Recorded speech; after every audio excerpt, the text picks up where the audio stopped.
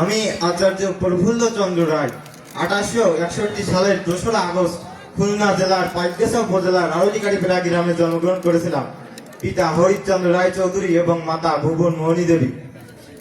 Sir, আমাকে ক্ষমা করবেন, আপনাকে চিনতে আমার একটু দেরি হয়ে গেল। থাক থাক বিনোদ, তুমি যে আমাকে চিনতে পেরেছো এতেই আমি খুশি হয়েছি। হ্যাঁ স্যার, আপনার প্রতিষ্ঠিত RKBK হরিশ্চন্দ্র ইনস্টিটিউটে আমি 6ষ্ঠ শ্রেণী পর্যন্ত পড়াশোনা করেছি এবং আপনারই পরামর্শে মাত্র 14 বছর বয়সে এই কপিলমুনি বাজারে যখন ভেজাল তেলে সয়লাভ হয়ে যায় তখন আমি খাঁটি সরিষার তেলের ব্যবসা শুরু করি। তাই নাকি? জি স্যার।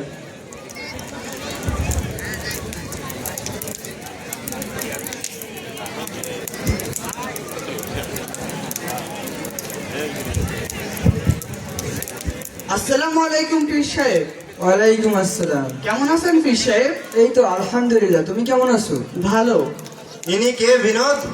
ইনি হলেন আমাদের পীর জাফর আউলিয়া। তিনি খান জাহান আলীর শিষ্য।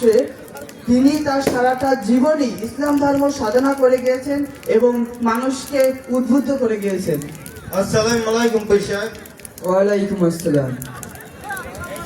বহু বছর হয়ে গেল আমরা বড়লোকগত হয়েছি। এলাকার মানুষের জন্য মনটা বড় ব্যাকুল। ঠিকই বলেছেন পীর সাহেব, গত 100 বছর কপিলমুনি তথা পাইকগাছাতে কত উন্নত হয়েছে, কেউ কি আমাদের কথা মনে রেখেছে? চলো তো বিনোদ, আমরা একবার কি আমাদের জন্মস্থান দেখে আসি, দেখি এ প্রজন্মের লোক আমাদের কতখানি মনে রেখেছে। চলুন। একটু কমানো যায় না এটা?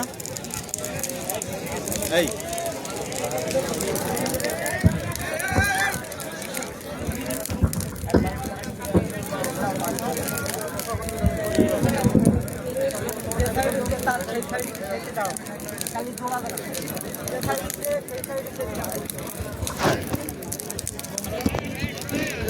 তোমরা কেমন আছো বন্ধুরা? তো ভালো বন্ধু, তোমরা কেমন আছো? আমরাও ভালো আছি।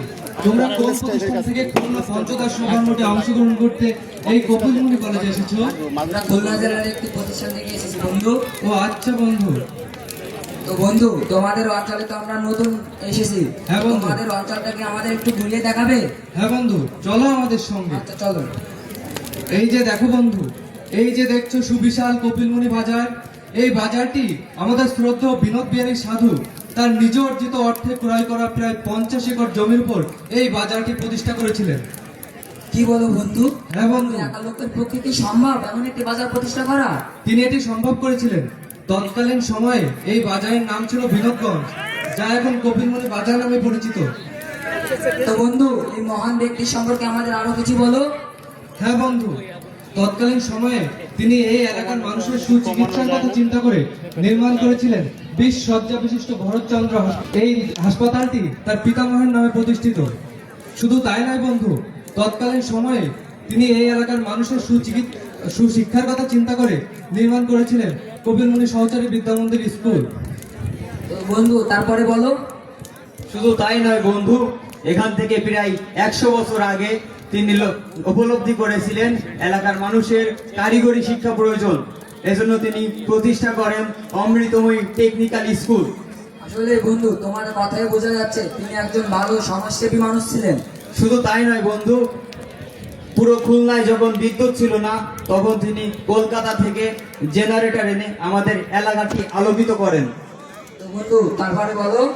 আমাদের এলাকার মানুষের যখন সড়ক পথে অনেক দুর্দশা ছিল তখন তিনি নাসিরপুর খালের উপরে একটি কাঠের পুল তৈরি করে দেন এবং সে পর্যন্ত পাকা রাস্তা করে দেন। শুধু তাই নয় বন্ধু, এই যে দেখছো সার্বজনীন বেদ মন্দির, এটিও কিন্তু বিনোদ বিহারী সাধু প্রতিষ্ঠিত করেছিলেন। তারপরে শুধু তাই নয়, এখানে প্রতিদিন অনেক ভক্তবিন্দু এই মন্দিরে আসেন এবং পূজা অর্চনা করেন। শুধু তাই নয় বন্ধু, এই যে দেখছো বালির মাঠ, এটা কিন্তু বালির মাঠ ছিল না, এটা একটি সরোবর ছিল। তিনি এই এলাকার মানুষের সুপ্রিয় পানির কথা চিন্তা করে প্রায় 6 বিঘা জমির উপর এই সরোবরটি খনন করেছিলেন। এছাড়াও বন্ধু আরো কিছু বলো।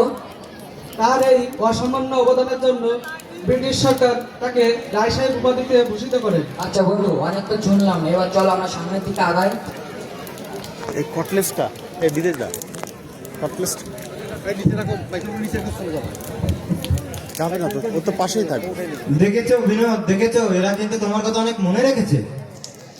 হ্যাঁ স্যার, আজ মৃত্যুর এত বছর পরও মরতে যে তারা আমাকে স্মরণ রেখেছে, আজ আমি খুবই আনন্দিত।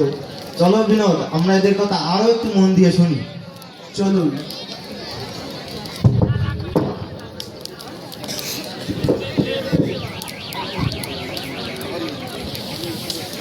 বন্ধু, ওই যে বন্ধু মাজারটা দেখতে পাচ্ছি বন্ধু, ওটা কিসের মাজার? ওটা বন্ধু পীর সাহেব জাফর আউলিয়ার মাজার। তো বন্ধু, তিনি কে ছিলেন? পীর সাহেব জাফর আউলিয়া এখান থেকে প্রায় 550 বছর পূর্বে এই কবিরমুলিতে আসেন। তারপরে তিনি ছিলেন একজন ধর্মপ্রাণ মানুষ। মন দিয়ে দিক শোনো। ইসলাম ধর্ম প্রচার ও প্রসারের লক্ষ্যে তিনি এই সমাধিস্থলে নিজ আশ্রম গড়ে তোলেন। মন দিয়ে শোনো। এই বন্ধু, তোমাদের অঞ্চলে যদি আমরা রোবারিং করতে না আসতাম তাহলে তাদের গণ্যমান্য ব্যক্তি সম্পর্কে আমরা কিচ্ছু জানতে পারতাম না। হ্যাঁ বন্ধু, শুধু তাই নয়, সে তৎকালীন সময়ে তিনি অনেক অলৌকিক ঘটনার জন্ম দিয়ে অনেক মানুষের বিশ্বাস অর্জন করেছিলেন। তার সেই সময় অনেক শিষ্য তৈরি হয়েছিল। তার সনাতন কাল থেকে আর্য পর্যন্ত অনেক ভক্তবিন্দু তার এই মাজারে আসেন, মানত করেন এবং কবর জিয়ারত করেন। আচ্ছা বন্ধু, তারপরে? শুধু তাই নয়, তার এই স্মৃতি অমলিন ডাকতে তৈরি করা হয়েছে জাফর আউলিয়া মাদ্রাসা। আচ্ছা বন্ধু, তাহলে চলো আর সামনে আগাই। একটা না। দেখেছেন পীর সাহেব, এরা আপনার কথাও মনে রেখেছে। হ্যাঁ, আজ আমি ভীষণ খুশি। আমার তৈরিকৃত আশ্রম এবং আমার কৃতকর্মের দ্বারা আজও তাদের কাছে আমি স্মরণীয়। সত্যি আজ আমার খুব আনন্দ হচ্ছে। চলো তো বিনোদ, আমরা ওদের কথা আরো কিছু শুনি। চলুন।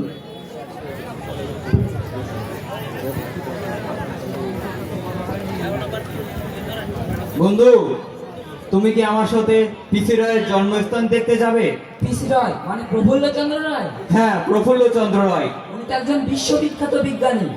তো বন্ধু, ওনার বিষয়ে তো জানতে আমরা অনেক আগ্রহী, তাহলে বলো আমাদের কিছু তার সম্পর্কে। আচ্ছা শোনো তাহলে। প্রফুল্লচন্দ্র রায় প্রাথমিক শিক্ষা শেষ করে কলকাতায় পড়ালেখা করতে যান। সেখান থেকে গিলক্রিস্ট বৃত্তি পেয়ে তিনি স্কটল্যান্ডের এডিনবরা বিশ্ববিদ্যালয় থেকে পড়ালেখা শেষ করেন। দেশে ফিরে তিনি কলকাতার প্রেসিডেন্সি কলেজে দীর্ঘদিন ধরে অধ্যাপনা করেন। তিনি 1896 সালে মার্কিউরাস নাইট্রাইট নামক স্থিতিশীল যৌগ আবিষ্কার করেন, যা তাকে আন্তর্জাতিক খ্যাতি এনে দেয়। বন্ধু, এটা তো বিশ্ববিখ্যাত, এটাতে সম্পর্কে আমরা পড়েছি। শুধু তাই নয় বন্ধু, 1901 সালে তিনি ভারতীয় দেশীয় শিল্পায়নের লক্ষ্যে প্রতিষ্ঠা করেন বেঙ্গল কেমিক্যালস অ্যান্ড ফার্মাসিউটিক্যালস, যা ভারতবর্ষের প্রথম শিল্পায়ন হিসেবে পরিচিত। তো বন্ধু, আরো বলো আমাদের তার সম্পর্কে। মেঘনাথ সাহা ও সত্যেন্দ্রনাথ বসু ছিলেন তারই শিষ্য। তার এই দীর্ঘ জীবনে তিনি অসংখ্য ছাত্রকে বিজ্ঞান শিক্ষা দিয়েছেন ও অসংখ্য বইও লিখেছেন। তার আরো বলো।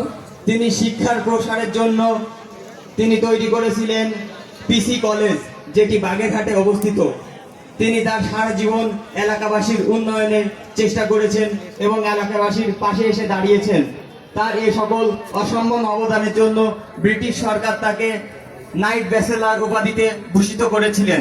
বন্ধু, তুমি কি একটা জিনিস লক্ষ্য করেছো? এই যে মহান ব্যক্তিগুলো দুনিয়াতে কিসের মাধ্যমে বেঁচে থাকে? হ্যাঁ বন্ধু, সকলে বেঁচে আছে তাদের মহৎ কাজের মধ্য দিয়ে। আমরাও যদি এমন মহৎ কাজ করি, রোভারিং এর মাধ্যমে দেশের উন্নয়ন করি, মানুষের উন্নয়নে কাজ করি, তাহলে একদিন আমাদেরও মানুষ মনে রাখবেন। চলো বন্ধু, তাহলে আমরা শপথ গ্রহণ করি। হ্যাঁ, আজ থেকে আমরা শপথ করি। আজ থেকে আমরা দেশের উন্নয়নে, সমাজের উন্নয়নে, মানুষের উন্নয়নে কাজ করে যাব। আমিন।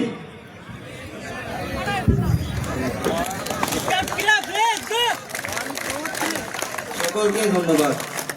অনেক ধন্যবাদ। অনেক চমৎকার।